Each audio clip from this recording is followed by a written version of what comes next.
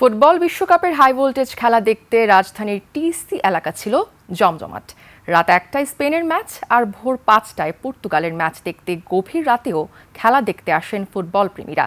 প্রতিটি গোল আর আক্রমণ পাল্টা আক্রমণে টিসি রূপ নেয় যেন যুক্তরাষ্ট্র, কানাডা এবং মেক্সিকোর কোনো এক ফুটবল স্টেডিয়ামের মতো। সিরাত আল মুস্তাকিমের রিপোর্ট।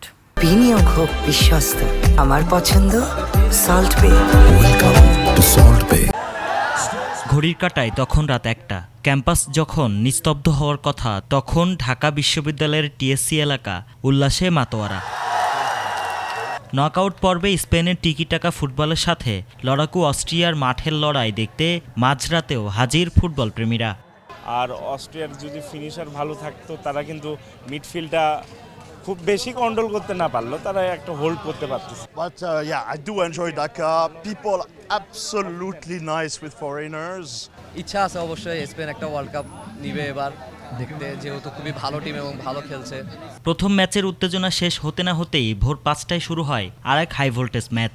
CR7-এর ম্যাজিকার মদ্রিচের মাঝমাঠের জাদু দেখতে ভোরের আলো ফোটার আগেই বড় পর্দার সামনে মেতে ওঠেন পর্তুগাল ও ক্রোয়েশিয়ার সমর্থকরা।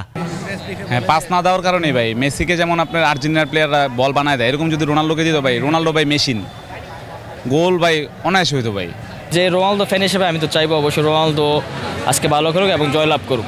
জয় পরাজয়ের হিসাব ছাপিয়ে রাত থেকে ভোর পর্যন্ত চলা এই ফুটবল উৎসব রূপ নেয় ফুটবল ভক্তদের এক বিশাল মিলন মেলায়। সিরাত আল মুস্তাকিম, ২১শে টেলিভিশন, ঢাকা।